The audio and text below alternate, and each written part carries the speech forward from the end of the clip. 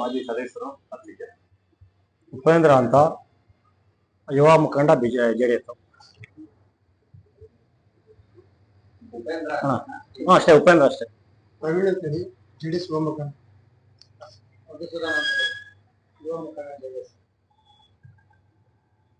ಇಲ್ಲಿ ಲಾಟಿಗಳು ಏನವರು ಸಭಾ ಸದಸ್ಯರು.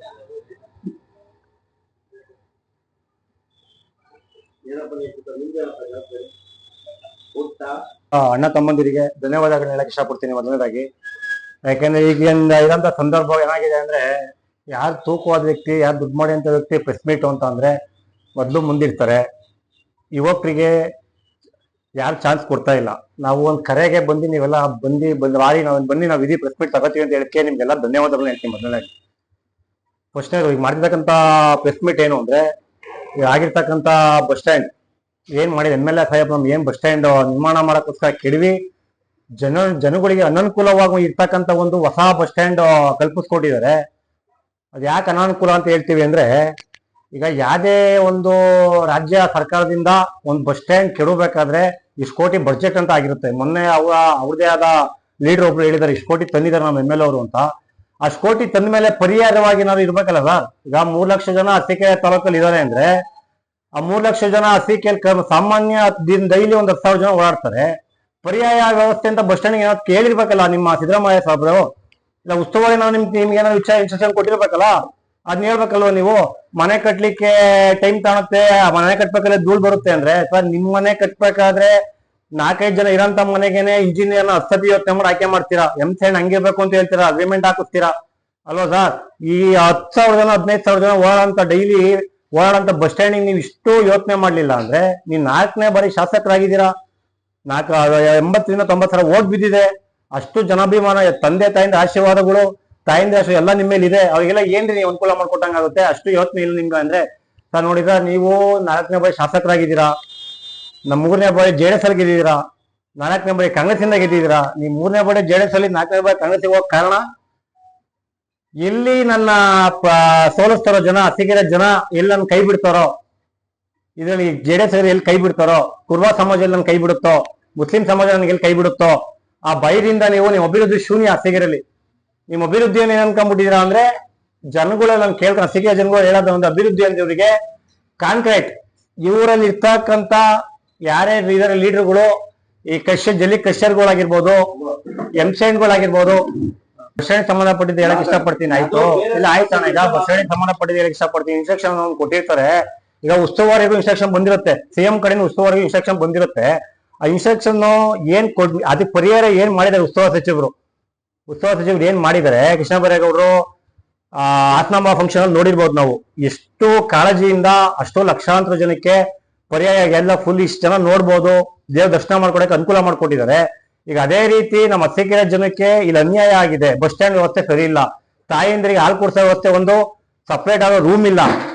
ಒಂದು ಮನೆಗೆ ಶೌಚಾಲಯ 2ರಿಂದ 3 ಇರ್ತವೆ ದೊಡ್ಡ ಮನೆಗಳಲ್ಲಿ, ಅದು ಬಸ್ ಸ್ಟ್ಯಾಂಡ್ ಅಲ್ಲಿ ಇಲ್ಲ. ದಯಮಾಡಿ ಭಿಕ್ಷಾವರಗೌಡ್ರೆ, ನೀವು ಯಾವ ರೀತಿ ಆತ್ಮಾಂಬ ದರ್ಶನ ಮಾಡಕ್ಕೆ ಕಲ್ಪಿಸ್ಕೊಡ್ರೋ, ಇಡೀ ಕರ್ನಾಟಕ ಜನತೆಗೆ ತಾಯಿ ದರ್ಶನ ಮಾಡಕ್ ಜಾಗ ಮಾಡ್ಕೊಟ್ರು, ದಯಮಾಡಿ ಬಂದು ಅದನ್ನ ಇಲ್ಲೂ ಬಂದು ನಿಂತ್ಕೊಂಡು ಮಾಡ್ಕೊಡಿ ಅಂತ ನಾನು ನಿಮ್ಮಲ್ಲಿ ಮನವಿ ಮಾಡ್ಕೊಂತೀನಿ. ದಯಮಾಡಿ ಬಂದು ಮಾಡ್ಕೊಡಿ ಅದನ್ನ. ನಿಮ್ಮ ಇವ್ರು ಹೇಳಿದ್ದಾರೆ, ನಿಮ್ ಶಾಸಕರು ಎಲ್ಲ ಮಾಡಿದೀವಿ, ಟೈಮ್ ತಾಣುತ್ತೆ, ಟೈಮ್ ಬೇಕು ಎಲ್ಲ ಪ್ರತಿಯೊಂದು ಮಾಡಕ್ಕೆ ಅಂತ ಹೇಳಿದ್ದಾರೆ. ಸರ್ ಆಯ್ತು ಸರ್, ನೀವು ಟೈಮ್ ತಗೊಳ್ಳಿ, ನಾ ಬೇಡ ಅನ್ನಲ್ಲ. ಒಂದ್ ಮನೆ ಕಟ್ಲಿಕ್ಕೆ ಬಹಳ 100 ಸಲ ಯೋಚನೆ ಮಾಡಿ ತಗತ್ತೀವಿ. 1,000 ಕೋಟಿ ತಂದಿರಂತ ನೀವು ಅನುದಾನ ತಂದಿರಂತ ಶಾಸಕರಾಗಿದ್ದೀರಾ. ದಯಮಾಡಿ ಬಂದು ನಿಂತು ನೀವೇ ಕಣ್ಣಲ್ಲಿ ನೋಡ್ ಮಾಡಿ. ಅದು ನಾವು ಕೇಳ್ಕೊಂತೀವಿ. ಪ್ರತಿಯೊಬ್ಬರು ಮನೆ ಕಟ್ಬೇಕಲ್ಲ, ಅಷ್ಟು ಯೋಚನೆ ಮಾಡ್ತೀವಿ, ನೀವು ನಿಂತ್ಕೊಂಡು ನೋಡ್ ಮಾಡಿ ಅಂತ ಕೇಳ್ಕೊಂತೀನಿ ನಿಮ್ ಬಗ್ಗೆ. ಸರ್ ಬಸ್ ಸ್ಟ್ಯಾಂಡ್ ವ್ಯವಸ್ಥೆಯಲ್ಲಿ ಈಗ ನೋಡಿ, ಈಗ ಮಳೆಗಾಲ ಸ್ಟಾರ್ಟ್ ಆಗುತ್ತೆ. ಮೇ ಇಂದ ಮುಂದಿನ ತಿಂಗಳು ಮಳೆಗಾಲ ಸ್ಟಾರ್ಟ್ ಆಗುತ್ತೆ. ಆ ಮಳೆಗಾಲ ಇದಕ್ಲೇನಾದ್ರು ಈ ತರ ಉತ್ತರದಿಂದ ಹೊಡೆದು ದಕ್ಷಿಣದಿಂದ ಹೊಡೆದ್ರೆ ಅಲ್ಲಿ ಒಬ್ರು ನಿಲ್ಲಿಕ್ ಆಗಲ್ಲ. ದಯಮಾಡಿ ಅದೊಂದು ನೋಡಿ. ನೀವು ಬರೀ ಹಂಸೊಂದು ಟಾರೊಂದು ಹಾಕಿದ್ರೆ ಮುಗಿಲಿಲ್ಲ ಸಮಸ್ಯೆ. ಅದೊಂದು ದಯಮಾಡಿ ನೀವು ಬಂದು ಹತ್ರ ನಿಂತ್ಕೊಂಡು ನೋಡಿ. ಆಪೋಸಿಟ್ ಆಗಿ ಹೊಡೆದ್ಲೆ ಎಷ್ಟು ಜನ ನಿಲ್ಬೋದು ಸಾಧ್ಯ ಆಗುತ್ತೆ ಅನ್ನೋದು ನೋಡಿ. ಈಗ ನೀವು ಕೃಷ್ಣೇಗೌಡರು 1 ನಿಮಿಷಕ್ಕೆ ಒಬ್ಬ ನೋಡಿದ್ರೆ ಆತ್ಮಾಂಬ ದರ್ಶನದಲ್ಲಿ ಇಷ್ಟು ಲಕ್ಷ ಜನ ಡೈಲಿ ನೋಡ್ತಾರೆ ಅಂತ ನಿಮ್ ಲೀಡರ್ ಹೇಳಿದಾರ ಮಾತಿದ್ನ. ಅದೇ ತರ 10,000 ಜನ ಬಂದು ಬಸ್ ಸ್ಟ್ಯಾಂಡ್ ಅಲ್ಲಿ ನಿಂತ್ರೆ ವ್ಯವಸ್ಥೆ ಅಲ್ಲಿ ಕಲ್ಪಿಸ್ಕೊಟ್ಟಿದ್ದೀರಾ ಜನ ನಿಲ್ಲಿಕ್ಕೆನ. ದಯಮಾಡಿ ಅದೊಂದು ನಿಮ್ಮಲ್ಲೇ ಪ್ರಶ್ನೆ ಹಾಕೊಂಡು ನೀವು ಪ್ರಶ್ನೆ ಮಾಡ್ರಿ ಅಂತ ಕೇಳ್ಕೊಂತೀನಿ. ಅದೊಂದು ಪರಿಹಾರ ಮಾಡ್ಕೊಡಿ ಅಂತ ಕೇಳ್ತೀವಿ. 1 ನಿಮಿಷ. 30 ಹಳ್ಳಿಗೂ ನೀರ್ ಬಿಟ್ಟಿದ್ದಾರೆ ಅಂತ ಹೇಳಿದ್ದಾರೆ, 500 ಹಳ್ಳಿಗೂ ಕುಡಿಯೋ ನೀರಿನ ವ್ಯವಸ್ಥೆ ಮಾಡಿದ್ದಾರೆ ಅಂತ ಹೇಳಿದ್ದಾರೆ. ಸರ್ ಎಂಜುವನಹಳ್ಳಿ ಭಾಗ, ಕೊಪ್ಪಲು ಭಾಗ, ಆಮೇಲೆ ನಮ್ಮ ಪುಟ್ಟಣ್ಣವ್ರ ವಾರ್ಡು ನಾಯ್ಕರಟ್ಟಿ ಶ್ರೀನಗರ ಸರ್ ಕೊಟ್ಟಿದ್ದಾರೆ, ನಾನು ಇಲ್ಲ ಅಂತ ಹೇಳಕ್ ಇಷ್ಟಪಡಲ್ಲ. ಭಗೀರಥ ಅಂತ ಹೇಳಿದ್ದಾರೆ, ಆಯ್ತು ಅದನ್ನು ಒಪ್ಕೊಂತೀವಿ. ಕುಡಿಯೋ ನೀರು ಸರ್ ಕೆಲವೊಂದು ತಾಲೂಕಲ್ಲಿ ಇಲ್ಲ, ನಮಗೆ ತಂದಿದ್ದೀರಾ, ಅದು ಬಹಳ ಅಭಿಮಾನ ನಿಮ್ಮಲ್ಲಿದೆ, ನಮ್ಮ ತಂದೆ ಸ್ಥಾನ ಇದ್ದೀರಾ, ಆ ಗೌರವನ ನಿಮ್ಗೆ ಕೊಡ್ತೀವಿ ಸರ್. ಬಂದು ಇದೇ ಗಿರೀಶ್ ಅಣ್ಣ ಇಲ್ದಂತ ಏನ್ ಹೇಳಿದ್ರು, ಅದಾದ್ಮೇಲೆ ಸಮ್ಮಿ ಅಣ್ಣವ್ರು ಬಂದು ಕುತ್ಕೊಂಡ್ರು. 1 ವಾರದಿಂದ 15 ದಿವಸದಲ್ಲಿ ಮನೆ ಬಾಗ್ಲಿಗೆ ಬಂದು 10,000 ಬಿಲ್ ಕೊಟ್ಟು ಹೋಗಿದ್ದಾರೆ ಸರ್. ಭಗೀರಥ ಅಂದ್ರೆ ಏನು ಕೇಳೋದು? ಭಗೀರಥ ಅಂದ್ಮೇಲೆ ಬಡವ ಜನಗಳಿಗೆ ಗಾಗರೆ ಕೆಲಸ ಮಾಡಿದ್ದಾರೆ. 300 ರೂಪಾಯಿ ಆಟೋ ಓಡಿಸಿದ್ದಾರೆ ಸರ್, 300 ರೂಪಾಯಿ ಆಟೋ ಓಡಿಸ್ಕೊಂಡು ಜೀವನ ಮಾಡೋರಿದ್ದಾರೆ. 300 ರೂಪಾಯಿ ಆಟೋ ಓಡಿಸ್ಕೊಂಡು ಜೀವನ ಮಾಡಿದ್ರೆ ದಯಮಾಡಿ ನೀವು 10,000 ಬಿಲ್ ಅವ್ರಿಗೆ ಎಷ್ಟು ಒಂದೇ ಸತಿ ಬಂದು ಕೊಟ್ರೆ ಎಲ್ಲಿಂದ ಕಟ್ತಾರೆ? ಹೆಂಗ್ ಕಟ್ತಾರಣ್ಣ? ನೀವು ಅದನ್ನೆಲ್ಲ ದಯವಿಟ್ಟು ಕಲ್ಪನೆ ಮಾಡ್ಕೊಳ್ರಣ. ಬಡವ ಅಸಿಕೆರೆ ಜನ ಬಹಳ ಬಡವರಿದಾರಣ, ಕೊರೋನಾ ಬಂದು ಸತ್ತೋಗ್ಬಿಟ್ಟಿದ್ದಾರೆ. ಗಂಗೆ ಅಂತ ಹೇಳ್ತಾರಲ್ಲ, ಈ ನೀವು ಭಗೀರಥ ಅಂದ್ರೆ ಫ್ರೀಯಾಗಿ ನೀರು ಕೊಡ್ತಾ ಇದೀರಾ, ಜನಗಳು ನೀರು ಕುಡಿಯಕ್ಕೆ ದುಡ್ಡು ಇಸ್ಕೊಂಡು ನೀರು ಕೊಡ್ತಾ ಇದೀರಾ ಅಂತ ನಾನು ಕೇಳೋದು. ಈಗ ಎಲ್ಲಾ ಮನೆ ಕಲೆಕ್ಷನ್, ಕೆಲವೊಂದು ವಾರ್ಡ್ಗಳಿಗೆ ಇನ್ನೂ ಕಲೆಕ್ಷನ್ ಹೋಗಿಲ್ಲ ಕ್ಲೀನ್ ಮನೆಗೆ. ಬನ್ನಿ ನಮ್ಮ ವಾರ್ಡಿಗೆ ಎಂಜುಡಿ ನಾನು ತೋರಿಸ್ತೀನಿ ಬೇಕಿದ್ರೆ. ಇಜುಡಿ ಲೈನ್ ಕ್ಲಿಯರ್ ಆಗಿಲ್ಲ ಸ್ವಾಮಿ. ಈಗ ಒಂದು ಇಜುಡಿ ಲೈನ್ ಕ್ಲಿಯರ್ ಆಗಿಲ್ಲ ಅಂದ್ರೆ ಒಂದು ಇಜುಡಿ ಕ್ಲಿಯರ್ ಆಗ್ಬೇಕು. ಕಾಂಕ್ರೀಟ್ ರೋಡ್ ಆಗಿದೆ, 230 ಕಾಂಕ್ರೀಟ್ ರೋಡ್ ಆಗಿದೆ, ಒಪ್ಕೊಂತೀನಿ ಸರ್. ನೀವು ನಮ್ಮ ಹಳ್ಳಿಗಳಲ್ಲಿ ಈಗ ಇಜುಡಿ ಕ್ಲಿಯರ್ ಕಾಂಕ್ರೀಟ್ ರೋಡ್ ನೀವು ಹಾಕ್ತೀರಾ ಅಂತ ಅಂದ್ರೆ ಯಾವ ಒಂದು ಬೇಸ್ ಮಾಡಿ ಹಾಕ್ತೀರಾ ಸರ್ ನೀವು? ಈಗ ಮತ್ತೆ ಇಜುಡಿ ಕ್ಲಿಯರ್ ಮಾಡಿ ಮತ್ತೆ ಕಾಂಕ್ರೀಟ್ ರೋಡ್ ಕೀಳ್ತೀರಾ, ಮತ್ತೆ ಅದಕ್ಕೆ ಮತ್ತೆ ಗ್ರಾಂಟ್ ಹಾಕಂತೀರಾ ನೀವು? ಮತ್ತೆ ಗ್ರಾಂಟ್ ಹಾಕಿ ಮತ್ತೆ ಗ್ರಾಂಟ್ ಕೊಡ್ತೀರಾ ಸರ್? ಇದೆಲ್ಲ ಸಮಸ್ಯೆಗಳು ಹಸಿಕೆಯಲ್ಲಿ ತುಂಬಾ ಇದೆ. ಸೊ ದಯಮಾಡಿ ಇಲ್ಲ ಅವ್ರ ಲೀಡರ್ಗಳಿಗೂ ಹೇಳಕ್ ನಾವು ಇಷ್ಟಪಡ್ತೀವಿ, ತನ್ನ ಮನೆಯಲ್ಲಿ ಮಕ್ಕಳನ್ನ ತಂದೆ ತಾಯಿ ವಹಿಸ್ಕೊಳ್ಳೋದು ಸಹಜ. ಎತ್ತೋರಿಗೆ ಯಜ್ಞ ಮುದ್ದು ಅಂದಂಗೆ ನಾವು ಅವರ ಲೀಡರ್ಗಳು ಅವ್ರಿಗೆ ಮುದ್ದೆ. ಅಣ್ಣ ನಿಮ್ ಲೀಡರ್ಗಳಿಗೆ ದಯಮಾಡಿ ಎಲ್ಲರಿಗೂ ಹೇಳಕ್ ಇಷ್ಟಪಡ್ತೀನಿ, ದಯಮಾಡಿ ನಿಮ್ಮೆಲ್ಲ MLA ಸಾಹೇಬ್ರಿಗೆ ಚೂರು ಎಲ್ಲ ತಿಳುವಳಿಕೆ ಕೊಡಿ. ಹಸಿಕೆರೆ ಜನ ಬಹಳ ಕಷ್ಟದಲ್ಲಿದ್ದಾರೆ, ದಯಮಾಡಿ ಬಂದ್ ಒಂಚೂರು ಕಷ್ಟ ಬಗೆಹರಿಸಿ ಅಂತ ಹೇಳಕ್ ಇಷ್ಟಪಡ್ತೀನಿ. 2 ಮಾತು ಹೇಳ್ತಾ ನಾನು ಮಾತು ಮುಗಿಸ್ತೀನಿ. ಮಿಕ್ಕಿದ ಮಾತು ಏನಾರು ಇತ್ತು ಅಂದ್ರೆ ನಮ್ ಲೀಡರ್ ಆದಂತ ಶಿವಣ್ಣ ಮಾತಾಡ್ತಾರೆ. ಎಲ್ರಿಗೂ ನಮಸ್ಕಾರ. ಮಿಸ್ಟರ್ ಶುಭನ್ ರಾಜು, ಮಾಜಿ ಸ್ಥಳೀಯ ಯೋಜನಾ ಪ್ರಾಧಿಕಾರ ಸದಸ್ಯರು. ಈ ಅರಸೀಕೆರೆ ಬಸ್ ನಿಲ್ದಾಣ ವಿಚಾರವಾಗಿ ಒಂದು ಆಲ್ಟರ್ನೇಟ್ ಏನ್ ಮಾಡಿದ್ದಾರೆ, ಆ ಒಂದು ವಿಚಾರವಾಗಿ ನಮ್ಮ ನಾಯಕರಾದ NR ಸಂತೋಷ್ ಅಣ್ಣನವರು ಅವರ ಸಹಯೋಗದಿಂದ ನಾವೆಲ್ಲ ಒಟ್ಟಾಗಿ ಹೋಗಿ ಅಲ್ಲಿಯ ಮೂಲಭೂತ ಸೌಕರ್ಯ ಪರ್ಯಾಯ ವ್ಯವಸ್ಥೆ ಯಾವ ತರ ಮಾಡಿದೀರ ಅಂತ ಹೇಳಿ, ಅಲ್ಲಿ ಕೆಲವೊಂದು ವ್ಯವಸ್ಥೆ ಇರಲಿಲ್ಲ. ಏನ್ ವ್ಯವಸ್ಥೆ ಅಂದ್ರೆ ಒಂದು ನೀರಿನ ವ್ಯವಸ್ಥೆ ಆಗ್ಬೋದು, ಒಂದು ಶೌಚಾಲಯ ವ್ಯವಸ್ಥೆ ಇರ್ಬೋದು, ಒಂದು ತಾತ್ಕಾಲಿಕವಾಗಿ ಡಾಂಬರೀಕರಣ. ಯಾಕಂದ್ರೆ ಡಸ್ಟ್ ಆದಾಗ ಎಷ್ಟೋ ಜನಕ್ಕೆ ಅಲರ್ಜಿ, ಸ್ವಲ್ಪ ಆರೋಗ್ಯದಲ್ಲಿ ವೈಪರೀತ್ಯ ಇರುತ್ತೆ, ಶಾಲಾ ಮಕ್ಕಳು ಇರ್ತಾರೆ, ವಯೋವೃದ್ಧರು ಇರ್ತಾರೆ. ಈ ಒಂದು ವಿಚಾರ ಇಟ್ಕೊಂಡು ನಮ್ಮ ನಾಯಕರು NR ಸಂತೋಷ್ ಅಣ್ಣನವರು ವಿರೋಧ ವ್ಯಕ್ತಪಡಿಸಿದ್ದಾರೆ. ಯಾಕಂದ್ರೆ ಈ ಕ್ಷೇತ್ರದಲ್ಲಿ 80,000 ಮತ ಪಡೆದಿದ್ದಾರೆ. ನಾವು ವಿರೋಧ ಪಕ್ಷ ಸ್ಥಾನದಲ್ಲಿ ಇದೀವಿ, ವಿರೋಧ ವ್ಯಕ್ತಪಡಿಸಲೇಬೇಕು, ಸಾರ್ವಜನಿಕ ಪರವಾಗಿ ನಾವು ಕೆಲಸ ಮಾಡ್ಲೇಬೇಕಾಗತ್ತೆ. ಆದ್ರೆ ಈ ಕೆಲಸ ಆದ್ಮೇಲೆ ನಮ್ಮ ಗ್ಯಾರಂಟಿ ಯೋಜನೆ ಅನುಷ್ಠಾನ ಸಮಿತಿ ಅಧ್ಯಕ್ಷರಾದ ಗೀಜಹಳ್ಳಿ ಧರ್ಮಶೇಖರಣ್ಣವರು, ನೀವು ಹೆಂಗೆ ಧಿಕ್ಕಾರ ಕೂಗ್ತೀರಾ, ನೀವ್ ಯಾಕೆ ಇದು ಮಾಡ್ತೀರಾ ಅದ್ ಮಾಡ್ತೀರಾ? ಸಹಜವಾಗಿ ನಾವು ವಿರೋಧ ಪಕ್ಷದಲ್ಲಿ ಇದ್ಮೇಲೆ ಕೆಲಸಗಳು ಸಾರ್ವಜನಿಕ ಪರವಾಗಿದ್ದಾಗ ನಾವು ವಿರೋಧ ಮಾಡ್ಲೇಬೇಕಾಗತ್ತೆ, ವಿರೋಧ ಕೂಗ್ಲೇಬೇಕಾಗತ್ತೆ. ಆ ವಿರೋಧ ಆಗಿರೋದಕ್ಕೆ ಇವತ್ತು ಎಲ್ಲ ಕೆಲಸ ಕಾರ್ಯಗಳಾಗ್ತಿದೆ, ಸಾರ್ವಜನಿಕರಿಗೆ ಅನುಕೂಲ ಆಗ್ತಿದೆ. ಈಗ ಸಾರ್ವಜನಿಕ 80,000 ಮತ ಕೊಟ್ಟಾದ್ಮೇಲೆ ನಾವು ಕುಂತ್ಕೊಂಡ್ ಕೂರಕ್ ಆಗಲ್ಲ. ಯಾಕಂದ್ರೆ ಇಲ್ಲೊಬ್ಬ ಸಮರ್ಥ ನಾಯಕರು ಇವತ್ತು ಈ ಕ್ಷೇತ್ರದಲ್ಲಿ ಕೆಲಸ ಮಾಡ್ತಿದ್ದಾರೆ. ಯಾರಿಗೆ ಏನೇ ಕಷ್ಟ ಆದ್ರೂ 24 ಅವರ್ಸ್ ಕೆಲಸ ಮಾಡೊಬ್ಬ ಏಕೈಕ ವ್ಯಕ್ತಿ ಇವತ್ತು NR ಸಂತೋಷ್ ಅಣ್ಣನವರು ಇದ್ದಾರೆ. ನಮ್ಗೆ ಜನ ಈಗ 80,000 ಮತ ನೀಡಿದ್ಮೇಲೆ ನಾವು ವಿರೋಧ ಮಾಡ್ಲೇಬೇಕು, ಕೆಲಸ ಮಾಡ್ಲೇಬೇಕು, ಈ ಕ್ಷೇತ್ರದಲ್ಲಿ ಗಟ್ಟಿಯಾಗಿ ನಿಂತ್ಕೊಳ್ಳೇಬೇಕಾಗುತ್ತೆ. ಯಾಕಂದ್ರೆ ಒಂದು ಕಿರಿಯ ಸಣ್ಣ ವಯಸ್ಸಿನಲ್ಲಿ CM ಪೊಲಿಟಿಕಲ್ ಸೆಕ್ರೆಟರಿ ಆಗಿ ಒಬ್ಬ ಕಾರ್ಯನಿರ್ವಹಿಸಿರುವಂತ ನಮ್ಮ ನಾಯಕರು NR ಸಂತೋಷ್ ಅವರು. ಅವ್ರಿಗೆ ರಾಜ್ಯ ಮಟ್ಟದಲ್ಲಿ ಎಲ್ಲ ಆಗುವುಗಳನ್ನ ನೋಡಿರ್ತಾರೆ. ಹಾಗಾಗಿ ಈ ತಾಲೂಕಲ್ಲಿ ಇವತ್ತು ಕೆಲವು ನಾಯಕರುಗಳು ಬಂದ್ರು ಹೋದ್ರು, ಯಾರು ಗಟ್ಟಿಯಾಗಿ ನಿಂತಿಲ್ಲ. ಆದ್ರೆ ಇವತ್ತು ಸಮರ್ಥವಾಗಿ ಇವತ್ತು ನಾಯಕತ್ವ ಉಳಿಸ್ಕೊಂಡು ಕೆಲಸ ಮಾಡ್ತಿದ್ದಾರೆ. ಒಳ್ಳೆ ಕೆಲಸ ಆದ್ರೆ ನಾವು ಶಾಸಕರು ಸಹಕಾರ ಕೊಡ್ತೀವಿ, ಕೆಟ್ಟದಾದಾಗ ವಿರೋಧ ಮಾಡೇ ಮಾಡ್ತೀವಿ, ಗಟ್ಟಿಯಾಗಿ ನಿಂತ್ಕೊಳ್ತೀವಿ. ಆ ಕೆಲಸ ಆಗೋ ತನಕ ನಾವು ಅಲ್ಲಾಡಲ್ಲ. ಈ ಒಂದು ದೃಷ್ಟಿ ಇಟ್ಕೊಂಡು ನಾವು ಕೆಲಸ ಮಾಡ್ತಾ ಇದೀವಿ. ಆದ್ರೆ ನಮ್ಮ ಧರ್ಮಶೇಖರಣ್ಣವರು ಯಾಕೆ ಕೂಗಾಡ್ತೀರಾ, ಯಾಕೆ ಧಿಕ್ಕಾರ ಮಾಡ್ತೀರಾ? ಧಿಕ್ಕಾರ ಮಾಡ್ಲೇಬೇಕಾಗತ್ತೆ. ಅವತ್ತು ನಮ್ಮ ಶಾಸಕರಾದವರು ನಮ್ಮ ಸಂಘಟನೆಗೆ RSS ಗೆ ಥೂ ಅಂತ ಹೇಳಿದ್ರು. ಇದು ನಮಗೂ ಎಷ್ಟು ನೋವಿದೆ. ನಾವು ಕೆಲವೊಂದು ವಿರೋಧ ವ್ಯಕ್ತಪಡಿಸಿದೀವಿ. ಇಲ್ಲ ಹೇಳಿದ ಆ ವಿಚಾರ ವಿರೋಧ ಇದೇ ಇರುತ್ತೆ. ವಿರೋಧ ಮಾಡಿದನ್ನ ಕೆಲಸಗಳಲ್ಲಿ ಏನಾದ್ರು ಲೋಪ ಬಂದಾಗ ಖಂಡಿತವಾಗಿ ಹೋರಾಟ ಮಾಡ್ತೀವಿ ಸರ್, ಅದ್ರಲ್ಲಿ ಏನು ರಾಜಿ ಇಲ್ಲ. ಅವಶ್ಯಕತೆ ತುಂಬಾ ಅವಶ್ಯಕತೆ ಇದೆ. ಆಗಿದೆಯಲ್ಲ, ಅದ್ರ APMC ಒಂದ್ ಸೈಡ್ ನ ಬಸ್ ಸ್ಟ್ಯಾಂಡ್ ಬಸ್ ಸ್ಟ್ಯಾಂಡ್ ಮಾಡಿ ಅವರೇ ತಗೊಂಡಿದೆ. ಇನ್ನೊಂದು ನಮ್ಮೊಂದು ವೈಯಕ್ತಿಕ ಸಲಹೆ ಅಷ್ಟೇ. ಈಗಾಗಿರೋ ತಾತ್ಕಾಲಿಕ ಬಸ್ ಸ್ಟ್ಯಾಂಡ್ ಬದಲು APMC ಅಲ್ಲೇ ಮಾಡಿದ್ರೆ ಸ್ವಲ್ಪ ಅನುಕೂಲ ಆಗುತ್ತೆ ಅನ್ನೋದು ಒಂದು ಸಲಹೆ ಇದೆ. ಅದನ್ನ ಯಾವ ತರ ಸ್ವೀಕಾರ ಮಾಡಬೇಕು? ಬಸ್ ಸ್ಟ್ಯಾಂಡ್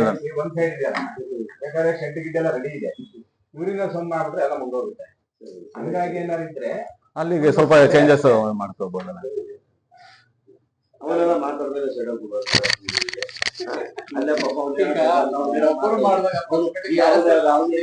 ಖಂಡಿತ ಅವತ್ತಿನ ದಿನಾನೇ ಶೌಚಾಲಯ ಇತ್ತು. ನಾವ್ ಅದನ್ನೇ ಕೇಳ್ತಾರೆ ಸ್ವಾಮಿ, ಶೌಚಾಲಯ ಇಲ್ಲ ಅಂತ ನಾವ್ ಹೇಳಿಲ್ಲ, ಇಲ್ಲ ಅಂತ ನಾವೆಲ್ಲ ದೂರ್ಸಿಲ್ಲ ಅವ್ರನ್ನ. ನಾವ್ ದೂರ್ಸಿರೋದು ಒಂದು ಮನೆಗೆ 5 ಜನ ಇರೋಂತ ಮನೆಗೆ ಎಣ್ಣೆ ಇರ್ತವೆ ಅಂದ್ರೆ 10,000 ಜನ ಓಡೋಂತ ಬಸ್ ಸ್ಟ್ಯಾಂಡ್ 2 ಸಾಕಾ? ನೀರಿನ ವ್ಯವಸ್ಥೆ ಇಲ್ಲ ಸರ್. ರಾತ್ರಿ ಹೊತ್ತು ದೀಪ ಕೊಡುತ್ತೆ, ರಾತ್ರಿ ಹೊತ್ತು ದೀಪದ ಕೊರತೆ, ಬಿಸಿಲು ಇದೆ, ಶೀಟ್ಗಳು ಹಾಕಿರ್ಬೇಕು, ತಾತ್ಕಾಲಿಕ ಶೀಟ್ಸ್ ಗಳು ಹಾಕೊಂಡು. ಸಮಸ್ಯೆ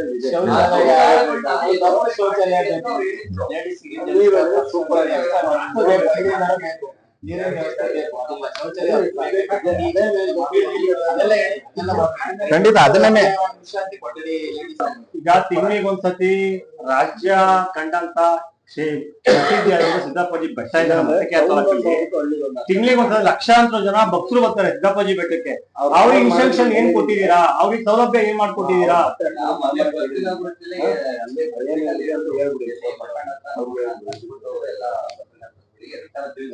ಜಾತ್ರೆ ಇದೆ, ಅದು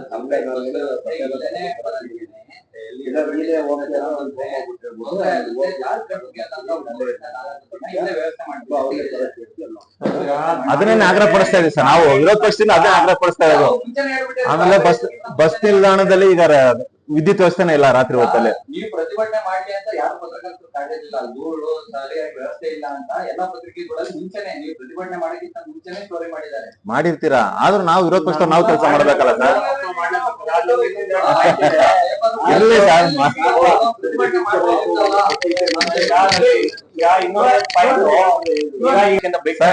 ಮನೆ ಪಾರ್ಕಿಂಗ್ ವ್ಯವಸ್ಥೆ ಇಲ್ಲ. ಹತ್ತಿಗೆ ತಾಲೂಕಲ್ಲಿ ಬಹಳಷ್ಟು ಕಳ್ತನ ಆಗ್ತಿದೆ, ಅದೆಲ್ಲರಿಗೂ ಗೊತ್ತಿದೆ, ಪತ್ರಕರ್ತ ನಿಮ್ಗೂ ಗೊತ್ತಿದೆ. ಆ ಪಾರ್ಕಿಂಗ್ ವ್ಯವಸ್ಥೆ ಕ್ಲಿಯರ್ ಮಾಡ್ಕೊಳ್ಳಿ ಅಂತ ಕೇಳ್ತಾ ಇದ್ದೀನಿ.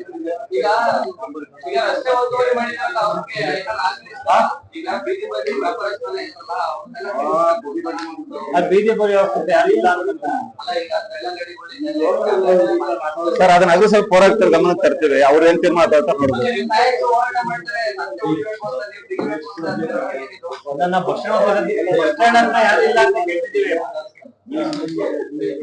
ಮಾಡಿದಾರೆ ತಾತ್ಕಾಲಿಕ. ಅದನ್ನ APM ಸೈಡ್ಗೆ ಇದ್ ಮಾಡಿದ್ರೆ ಅಲ್ಲಿ ಮೂಲಭೂತ ಸೌಕರ್ಯ ಕಲ್ಪಿಸಕ್ಕಾಗತ್ತೆ. ಹೆಣ್ಮಕ್ಳು ಶೌಚಾಲಯ ಎಲ್ಲ ವ್ಯವಸ್ಥೆ ಇದೆ, ಅಲ್ಲಿ ಅನುಕೂಲ ಆಗುತ್ತೆ. ಆಮೇಲೆ ಅಲ್ಲಿಂದ ಇಲ್ಲಿ ಜೂನಿಯರ್ ಕಾಲೇಜ್ ಬಸ್ ಸ್ವಲ್ಪ ಫ್ರೀನೇ ಇರ್ಬೇಕು ಸರ್ ಸ್ವಲ್ಪ.